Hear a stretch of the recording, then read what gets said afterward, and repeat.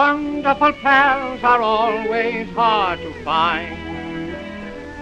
Some folks have one, some folks have 6 de outubro de 1927.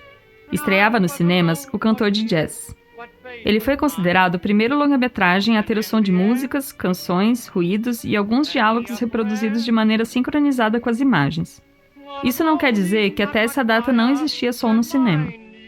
Apesar da falta de sincronia entre imagens e sons, o cinema mudo não era surdo. As exibições dos filmes no início do século XX eram frequentemente acompanhadas por sons, como sonoplastia, narrações ou performances ao vivo, de pianistas, cantores e orquestras, além de todos os barulhos em uma sala cheia de gente. She's gotta talk into the mic. I can't pick it up. Cut! O início do cinema sincronizado teve desafios técnicos que afetavam a linguagem cinematográfica do período, desdobrando uma série de transformações tecnológicas, como a diminuição do ruído da câmera, o aprimoramento dos microfones e o aumento do período de gravação do som. Nesses mais de 100 anos de cinema, a projeção sonora passou pelo óptico e pelo magnético, até chegar ao digital, e superou o desafio de tirar o som de trás da tela e fazer dele uma paisagem. No cinema, sons e imagens são captados em aparelhos diferentes para que haja maior controle e criatividade. Depois, ambos são sincronizados na fase de pós-produção. Hoje em dia, é incontestável a importância do som para um filme.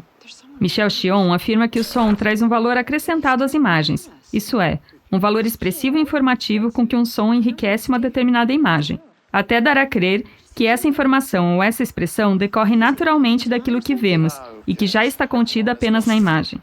O teórico francês, portanto, atribui ao som a mesma relevância que a visão. A trilha sonora de um filme, também chamada de banda sonora, é composta por 3 elementos: vozes, ruídos e músicas. Vamos entender melhor cada um deles? Legal!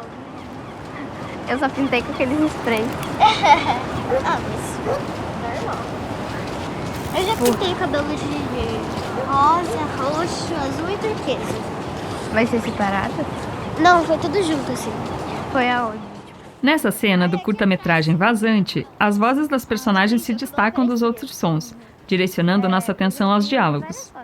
Assim como nessa passagem, a grande maioria dos filmes que assistimos dão maior ênfase ao que é falado. Essa é uma tendência que Michel Chion identifica como vococentrismo. É bem legal. Eu não sinto, mano. Vamos reassistir ao trecho, mas dessa vez prestando atenção aos outros elementos sonoros. Mas normal. Eu já pintei o cabelo de rosa, roxo, azul e turquesa. Vai ser separado? Não, foi tudo junto assim. Foi aonde?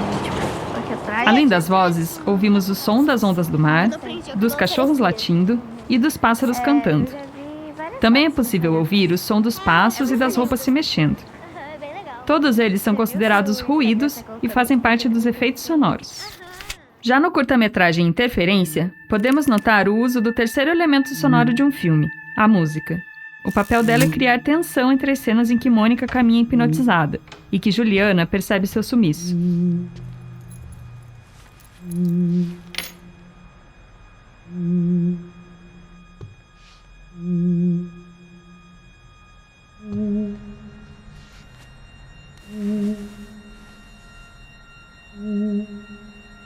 Além disso, a música é geralmente extradiegética, ou seja, nós a ouvimos, mas ela não existe no mundo da personagem.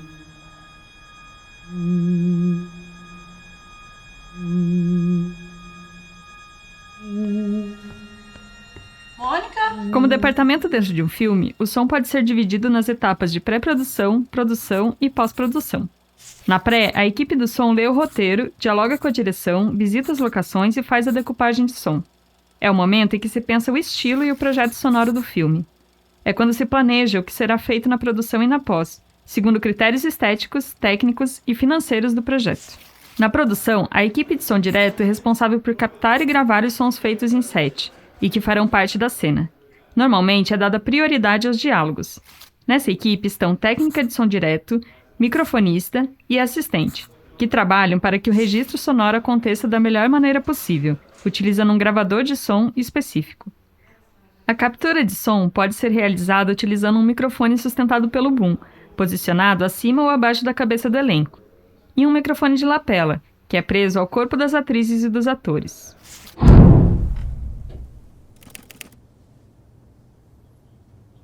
Más bajo, quizás.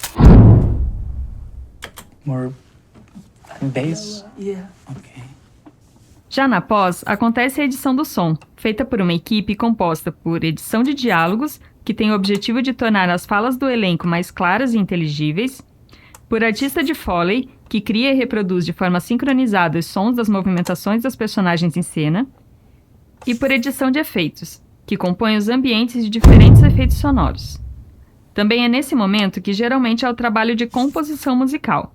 Mas claro que o tamanho dessa equipe varia em cada Está projeto. entre 60 e 100 Hz.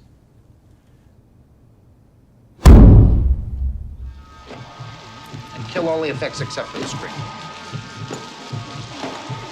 Por fim, todos os sons captados e criados são levados para a mixagem, que ajusta os volumes e espacializa o som. Ou seja, em termos bem diretos e concretos, define de qual alto-falante sairá cada som. Atualmente, a reprodução sonora também evoluiu e possibilita que o som seja ouvido em múltiplos canais de áudio distribuídos em alto-falante ao redor das salas, proporcionando uma experiência tridimensional mais imersiva. Portanto, podemos definir que o som no cinema é todo elemento auditivo presente num filme. E, considerando que o cinema é um meio audiovisual, é importante que prestemos atenção ao som e ao potencial que voz, ruído e música têm de emocionar e nos fazer imergir na experiência cinematográfica.